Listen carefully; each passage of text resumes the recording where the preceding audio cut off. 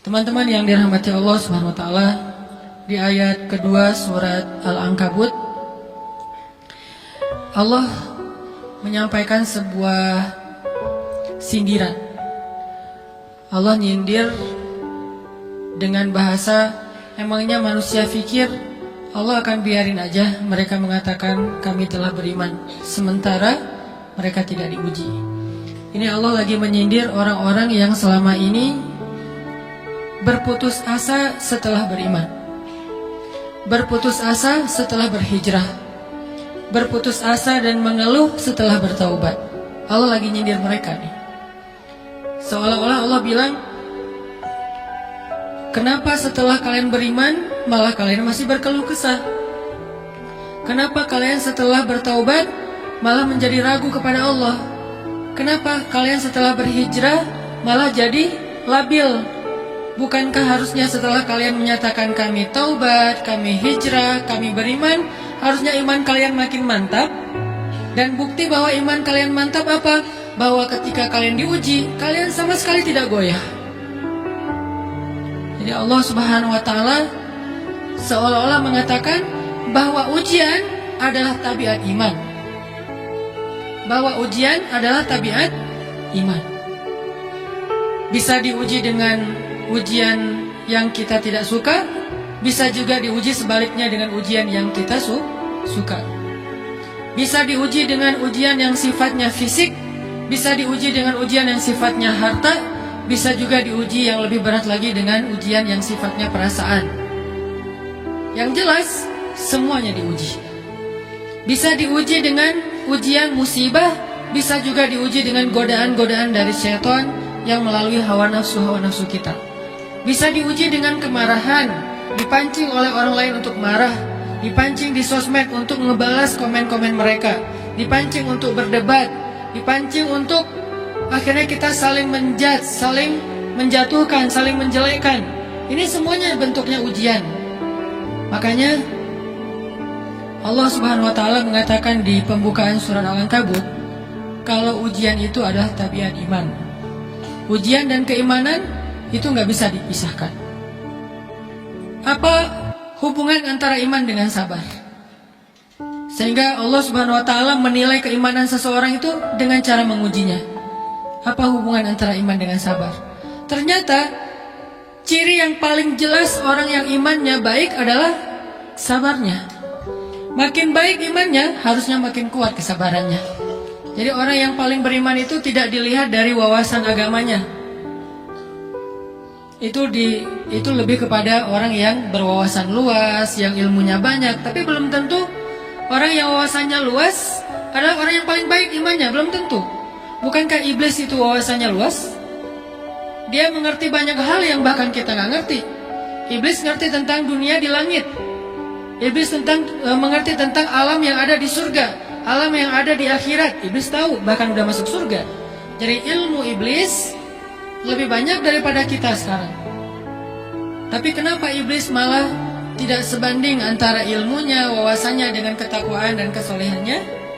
Karena iblis tidak sabar dengan sebuah ujian. Ujian iblis apa?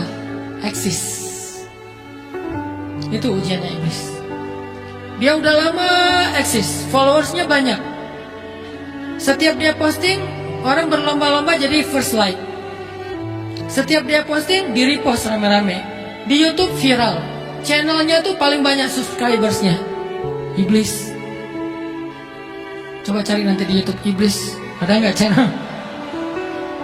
Itu udah viral banget loh, eksis banget. Tiba-tiba datang pendatang baru. Muncul pendatang baru. Pendatang baru ini tiba-tiba melejit. Followersnya langsung nambah. Kejar-kejaran akhirnya disalib. Pas lagi kayak gitu, dia nggak kuat dengan ujian nama besar, ujian eksistensi, ujian popularitas, ujian siapa yang lebih dihargai, ujian-ujian kayak gitu.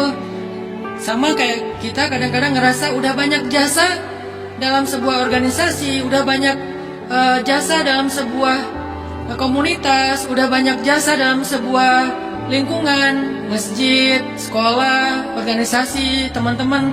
Kita yang paling sering berkorban.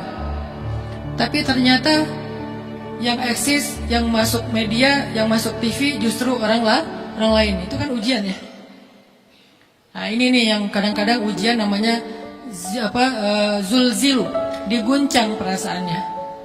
Bukan diuji dengan fisik. Kadang-kadang ujian sakit, capek, lelah buat kita bisa kita lalui itu. Dalam sebuah organisasi nih, kita lagi bikin kegiatan sosial, baksos di sekolah, dengan OSIS-nya, dengan ROHIS-nya, di kampus, dengan BEM-nya, dengan LDK-nya. Kita bikin acara baksos. Kan effortnya lumayan ya. Kita begadang untuk meeting, kita survei lapangan, kita kerja, malah tidur sehari cuma 1,5 jam, 2 jam. Fisik kita lelah, fisik kita capek, kadang sampai sakit, sampai dirawat di rumah sakit gara-gara kena misalnya tipes gitu, gara-gara kita habis-habisan bekerja. Itu buat kita nggak masalah. Ujian fisik kita lalui. Dan besok mau ngadain lagi, kita yang paling semangat dan aktif. Nggak masalah capek juga. Nggak masalah juga kita lelah. Nggak masalah kurang tidur. Nggak masalah berjalan jauh. Nggak masalah. Satu, ujian harta. Kita yang justru nombokin. Kita yang nalangin dulu ke modal-modal untuk kegiatan-kegiatan tersebut. Kalau ternyata nggak tercover dananya, akhirnya nggak bisa dibalikin talangan kita, nggak apa-apa, kita ikhlas. Kita berkorban dengan harta kita. Butuh apa? Saya bayarin. Butuh apa? Kita lewatin ujian harta. Tapi begitu ujian perasaan, kita udah capek, lelah, kurang tidur, nombokin, nalangin, habis-habisan. Ternyata teman kita yang jadi ketua panitia ada kadang cuma masalah itu doang. Atau dia yang jadi PR-nya. Yang namanya PR ketika diliput oleh media kan dia yang muncul mukanya kan. Akhirnya diundang oleh misalnya hitam putih lah atau apalah, kok dia yang muncul di sana? Atau diundang berdua, tapi sampai di sana dia yang banyak ngomong, kita diam aja. Pulang-pulang pundung. Begitu besok mau ngadain lagi, udah nggak mau terlibat. Live group. Kenapa itu terjadi? Ujian zulzilu, perasaan. Itu yang dialamin oleh iblis. Iblis rela banget disuruh beribadah, sujud beribu-ribu tahun, kuat iblis. Kalau kita mungkin jidatnya hitam, kalau iblis mungkin udah kepala-kepalanya hitam, saking rajinnya sujud. Wah, ibadahnya udah ribuan tahun. Iblis disuruh berkorban dengan harta yang dia miliki, dia kasih aja semuanya. Tapi kalau disuruh dia ngalah dari Adam untuk memimpin alamin, menjadi khalifatullahi fil ard, menjadi pemimpin, wakilnya Allah di muka bumi, buat iblis ini berat. Kenapa dia? Ana khairum min, saya lebih baik daripada dia. Saya lebih senior daripada dia. Saya lebih sehat daripada dia. Saya lebih keren daripada dia. Saya lebih. Ujian emosional, ujian ego, ujian perasaan, itu yang lebih berat buat kita. Kadang sakit dan dirugiin orang lain, teman segala macam, kita masih oke lah. Selama ini asal kita ngumpul selalu gua yang bayarin, oke deh, gak usah dibahas. Baru dibahas nanti pas sakit hati. Kalau belum sakit hati kan gak dibahas kan. Gak apa-apa deh, kita terus yang bayarin, kita traktirin ngopi apa segala macam, gak pernah dibahas. Kebersit sih di benak kita, cuma gak mau dibahas. Kenapa? Udahlah biarin aja, easy going. Kemudian kayak kita yang capek harus rempong sana kemari segala macam, selalu acaranya di rumah kita, akhirnya kita yang bayarin, kita yang rempong, nyiapin segala macam, bebersih sendiri. Tapi begitu ada yang nyakitin perasaan kita sedikit aja, semua itu balik lagi. Dari dulu ya. Nah, keluar kan? Kenapa? Dipancing oleh ujian perasaan. Jadi ternyata yang paling berat itu adalah zulzilu, diguncang perasaannya. Kita kadang-kadang habis-habisan buat seseorang, nggak masalah. Hujan-hujanan dia yang pakai jas hujan, kita nggak pakai apa-apa, nggak apa-apa. Sakit-sakitan juga, dikerok dan segala macam, biarin aja.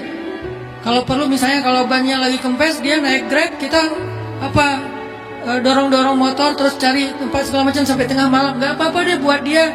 Apa sih yang buat yang nggak buat kamu? Begitu dia selingkuh, keluar semuanya. Mulai list report keuangan. Wah dulu sekian, sampai uang receh-receh juga dihitung kan ya. Kenapa bisa kayak gitu? Perasaan kan? Nah ini nih yang kita coba belajar. Mungkin malam ini kita lebih banyak membahas tentang sabar terhadap ujian perasaan. Karena banyak macam-macam ujian Nah, gimana kita memanage perasaan kita? Gimana cara kita merecovery perasaan kita dengan bab sabar?